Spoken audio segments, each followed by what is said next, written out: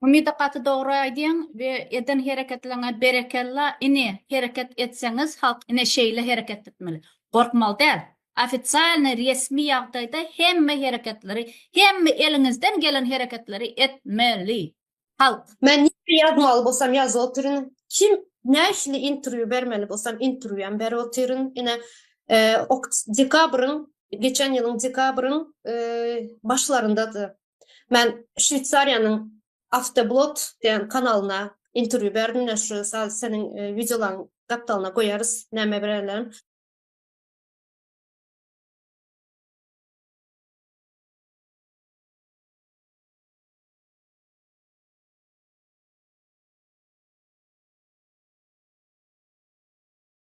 Ovadan depede Türkmen zenanlarını, Türkmenistan'ın zenanlarını ne işledip kıynayalar, nemeler azap görüyorlar Türkmen zenanları. Yine şu menin yalı gürleyen, birazcık kanunu, hakkını bilip azıcık yüksek sesle gürleyen zenanları bir kanun türmeye atıp, bir kanun yine köp videolarda görkezeceğiz. Narkotik serişteleri getiriyor, yine bunu o ne diye, bu ne diye de türmeye, haksız yere türmeye atıyorlar. Yine şu zenanları nerede azap görenler ben aydıp verdim.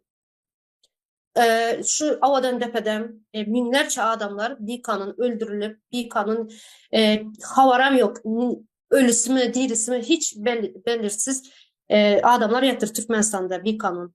Şular hakkında aydıp verenin ne intervüsem var koyarışıyordu. Ben korkmayan, beni korkuzup bilmezler. Ben korkan bolsam ekrana yüzümü açıp adımı, familyamı, telefon numarımı koyup çıkmazdım. Ben Türkmenistan'ın adamları adalatlı bir devlette yaşasın, çağlarımız bir adam yalı yaşasın, geleceği olsun çağlarımızın deyip ekrana çıktım. Ben elimde şunu aşağına koydum.